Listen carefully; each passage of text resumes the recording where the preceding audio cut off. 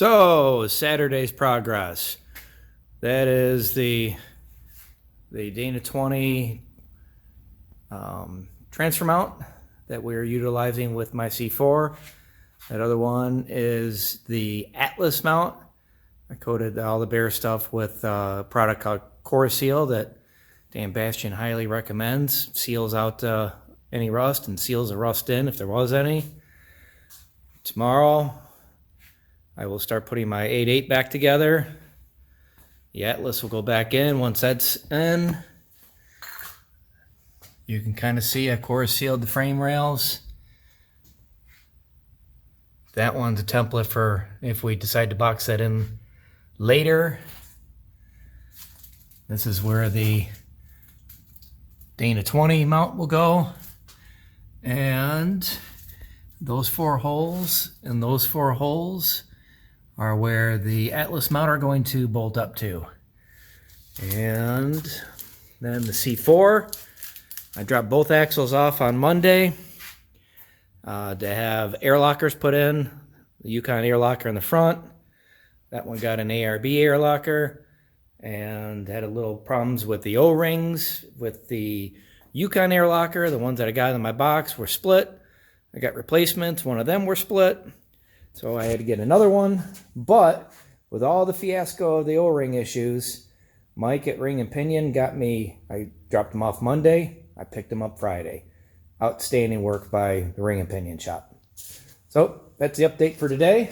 And we'll continue hopefully getting the front axle put back in and start working on mock-up for the hoops for the front coilovers. All right, talk to you later.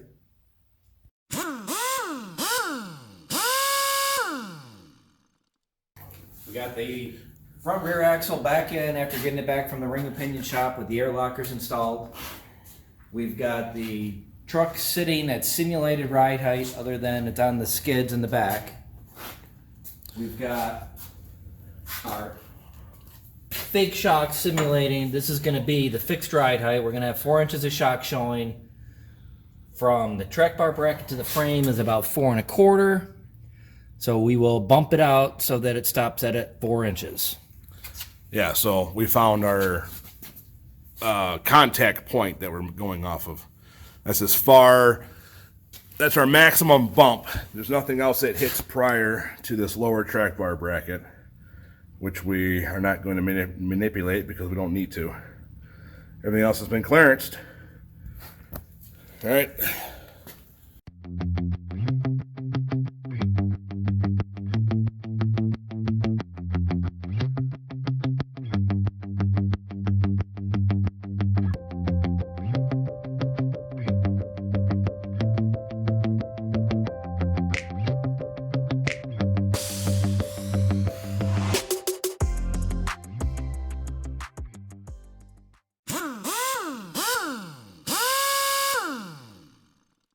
So,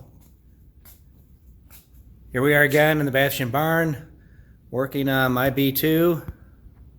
And so, doesn't look like we did a whole lot today. I just ended with doing some more painting on the frame. However, we did get the front hoops in. I got them gusseted. We'll see if I need to put a crossbar on a little further down the road. We got the tie rod bar done, and we wound up going under instead of over because during full bump, or right before, I still had maybe 1 inch of bump left.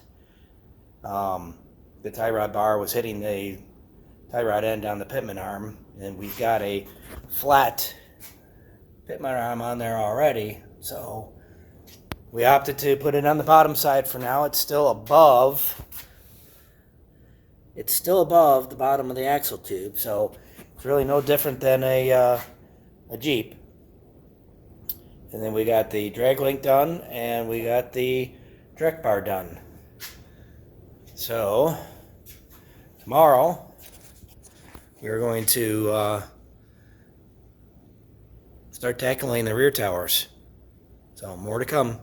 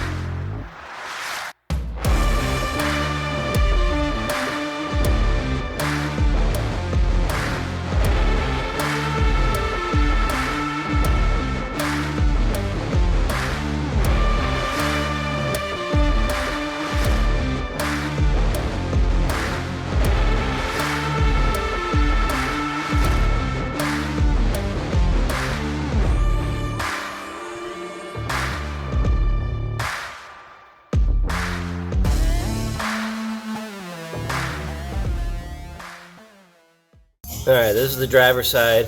14.6 is the best I could get there. And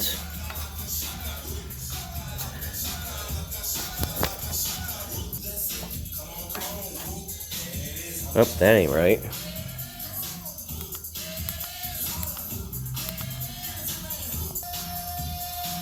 And 7. Well, it was 7.0. There you go, 7.0. I'm happy with that. The 14.4, whatever it was, I am actually good with that. Passenger side. Well, the fucking passenger side was 7 when I had it tacked, and then I did the other side.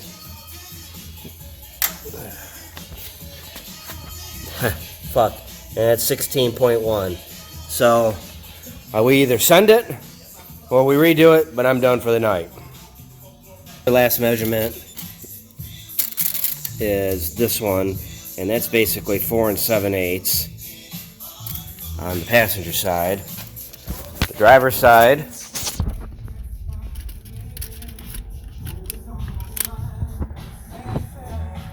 is also basically the same thing. So brackets are in the same location. That's why I said I think we should just send it the way it is.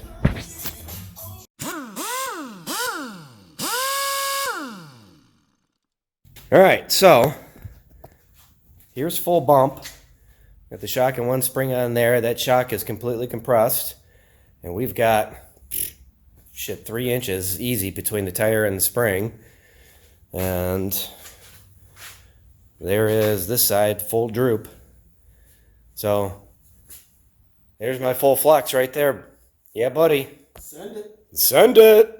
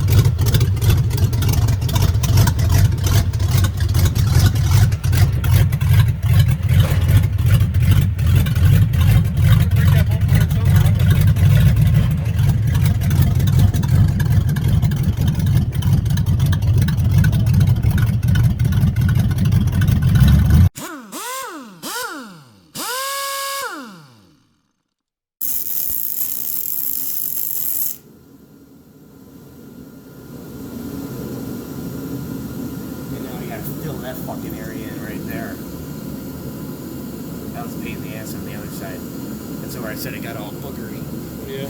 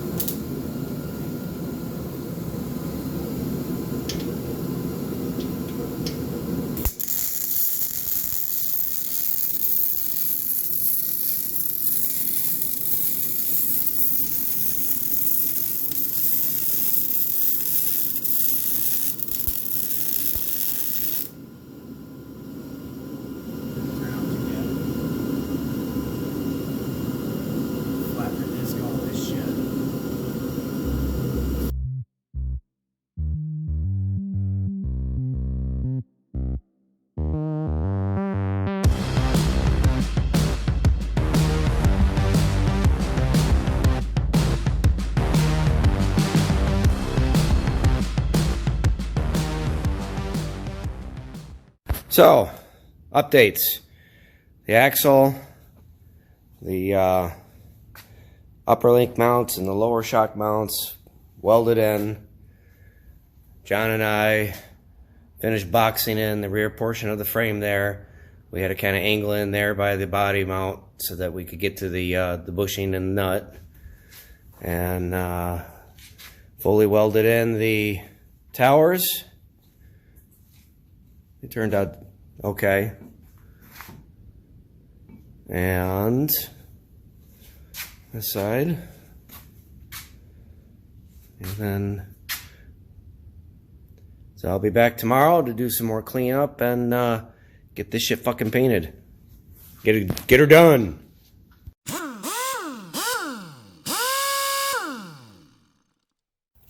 Alright, so another day. Some more progress. Rear axle's back in. The 4 links are back in.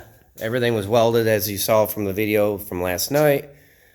I kind of put a quick coat of Rust-Oleum black hammer paint on the areas that weren't painted yet. We got the rear calipers are on now. And we got the front calipers on. Found I was putting the spring on the retaining plate upside down and it wouldn't. I'm like, why won't this thing go on? And Dan's dad's like, dude, why don't you just YouTube it? I'm like, all right, well, what do I got to lose? So I'm like, holy crap, I am putting it on the spring on backwards. And John, I think that's the reason why we couldn't get yours on there, because I think we have your spring on backwards unless you figured it out. The spring, as you can see, should go that way, and I think we were putting it on the bottom side. Put the header back in with 2 bolts. I'll probably take it back out because tomorrow the trans is coming back out. The flex plate and the torque converter are going in. We're putting the Atlas in. We're going to mate the body back down onto the frame. We're going to figure out where we need to cut the hole for the Atlas linkage. And then I think we're going to bump it out and see what kind of craziness I need to do for tire clearance. And that's about it for tonight. Alrighty, later guys.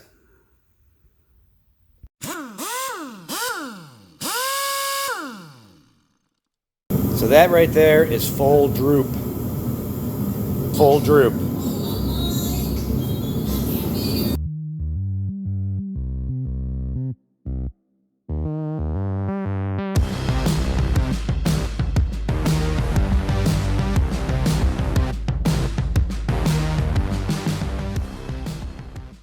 So, body is just kind of sitting on the frame in position.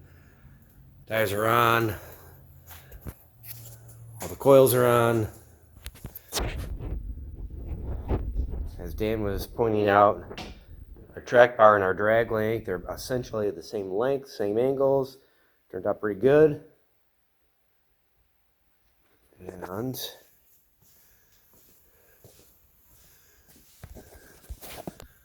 there's the hoops and the towers. We still got to figure out where I'm going to mount the reservoir up front.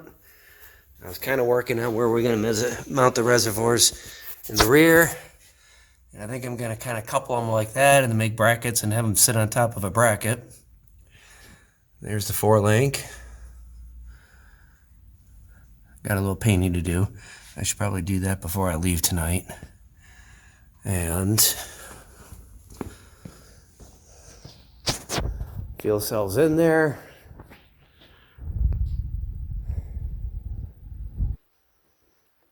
We did have to cut a very small hole just for the front part of the rear tower to go through. Other than that, that's the only thing we had to do for clearance there.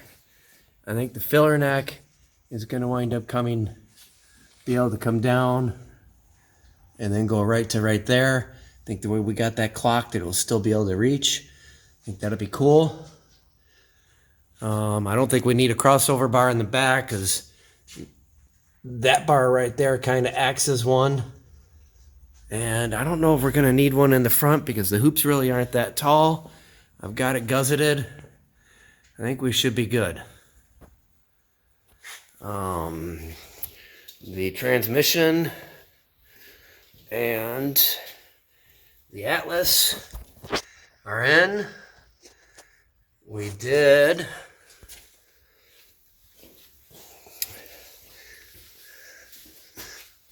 let's see. Yeah, we did cut a hole for the Atlas transfer case linkage to go through. Still got to put that on.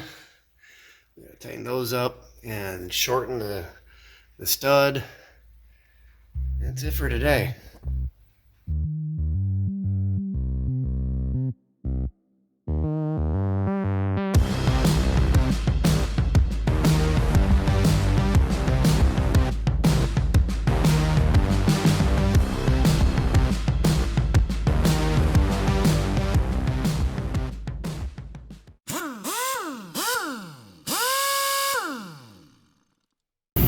All right, day 2 of core support replacement.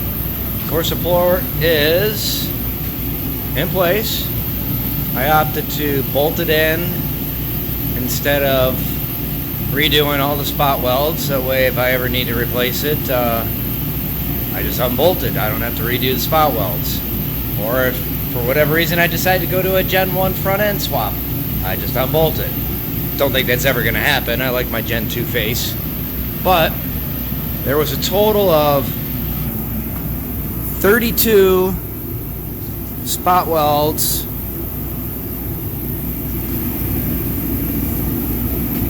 and then there were 3 spot welds for the lower battery tray there. And hard to see, but inside where you see those 3 bolts, there were 3 spot welds there. I took care of those once the old core support was out. Now the reason why I replaced the core support is originally last year when we did a 2-inch body lift, we noted that the passenger side is pretty rotted out. So since we had the body off frame to do everything else, we're like, you know what, now's the time to do it. Just get her done. And there's the driver's side. Driver's side, just a little surface rust. I don't know what it is, but passenger side was pretty nasty. So that's the shit can. That's going to the scrap yard. And now, even though that is silver hammer paint, I'm going to put a coat of black hammered paint on it just to make it match everything else I've been doing here. So, I'll get some video once I get that painted.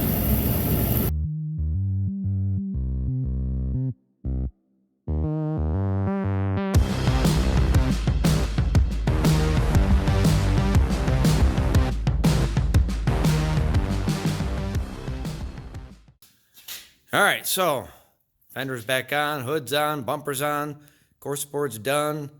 We measured static ride height, and it's about a 1/4 inch lower than when we started, which is good, because our goal was to get it to be 1 inch lower than normal, or than it was previously. So far so good. It's gonna be going home Friday morning, and then the rest of the fun begins at home.